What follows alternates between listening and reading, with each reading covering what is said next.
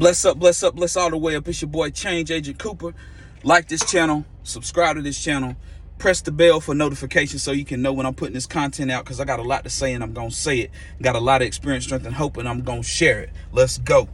So, first off, this shirt right here, this Doe t-shirt, many of y'all that's from this area, from Asheville, you might remember Doe when it was a restaurant on Merriman. One of my good friends used to work there, and he died. You know, he died suddenly. It was unexpected. You know what I'm saying? I'm not gonna speak on what he died from. You know, but it was one of my good friends. He was one of my really, really good friends, and it was actually one of my first friends that had actually died suddenly. You know what I'm saying? But anyway, this morning I wanted to share about the word recovery, what recovery looks like for me, and just vent. It's just gonna be a little vent this morning. So first and foremost, man, let me tell you why we do meetings. I'm not trying to push a specific pathway. You know, all these words they use, there's all these pathways you're in recovery when you say you are and all that stuff, man. That's bull. I said it on record. You're not in recovery when you say you are. You're in recovery when you act like it. It's an active change in your thinking and behaviors. It's action. It's not words, you know.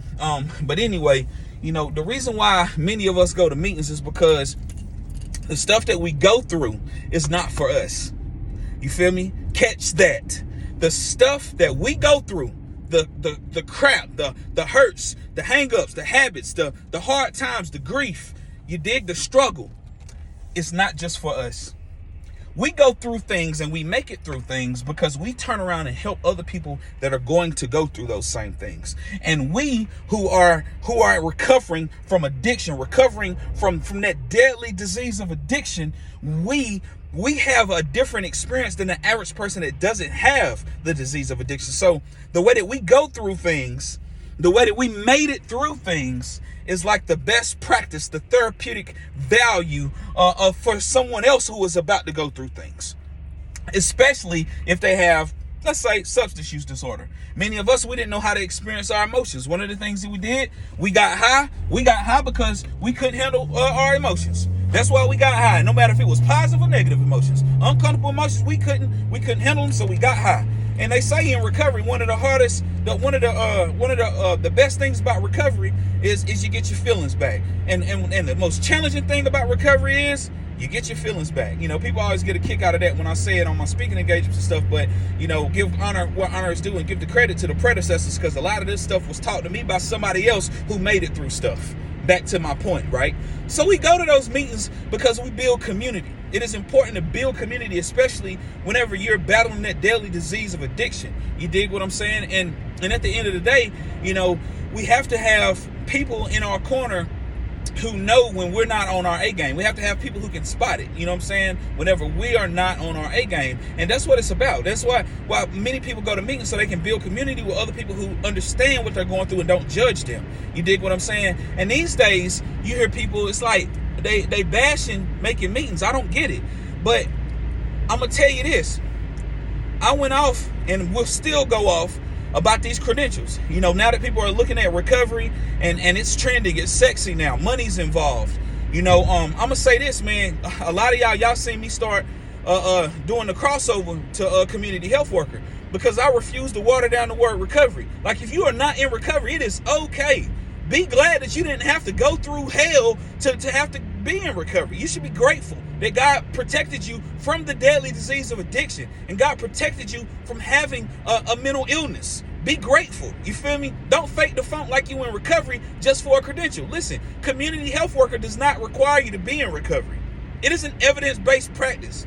It has got the recognition that it needs. It addresses the inequities of the system, all systems. It is more appropriate for a person that is not in recovery to be a community health worker. You don't have to be in recovery for that. Don't say you're in recovery if you're not in recovery. Listen, people out here dying. And listen, like, when it comes down to these credentials, the reason I go so hard is because I'm pumping lived experience. You can have lived experience as a community health worker. You can have lived experience with the criminal legal system. You can have lived experience growing up in poverty. Lived experience living in a neighborhood where there's a high crime rate. You can have lived experience, with a chronic illness. You feel me? Like, lived experience is honored with community health worker as well. It's just not limited to recovery from substance use and mental health. That's why I keep talking about community health worker. Check my YouTube videos. I am here to educate y'all. I'm here to help build capacity. Ask about me. Ask about me to these community-based organizations that's talking about community health worker. Check with them and see if I just brought an idea or did I make sure it come to fruition and that they got resources. You dig what I'm saying? And so what I want y'all to understand is, like, the reason I'm going so hard when we talk about lived experience is because, like, lived experience is the special sauce that people are starting to finally see. They're starting to finally see the value in that. And many of us have been pumping lived experience before everybody got curious about and interested. I ain't gonna say curious, but interested about substance use disorder when all the money was involved. You did? And so the stuff that I'm saying now, and the reason why I'm so passionate about it is because I want to protect any credential that is empowered by lived experience. You know, we can't afford to be watering down credentials that undergird the lived experience of a person. You know what I'm saying? Because as soon as we water it down, then they're going to stop respecting lived experience. And I can't have that. I can't have these decision makers not honor lived experience. No, not for nobody, no organization. I'm going to continue to be a voice and amplify my voice. If you are in solidarity with me, amplify my voice. You dig what I'm saying? Like, if you've been trained as a peer support within the last 5 years, listen up. Listen up. I'm not bashing you. I'm here to try to help you and empower you and credentialize. Is that a word? Credentialize. Ask about me. You dig what I'm saying? From training to workforce development. Value know what's up. You feel me? Recovery can't happen. They know what's up. You know what I'm saying? Kevin Mahoney, he know what's up. You feel me? All these trainers, they know what's up with me when I have sent people to their training. When I have sent people to their training, what happens from training to workforce development and mentorship?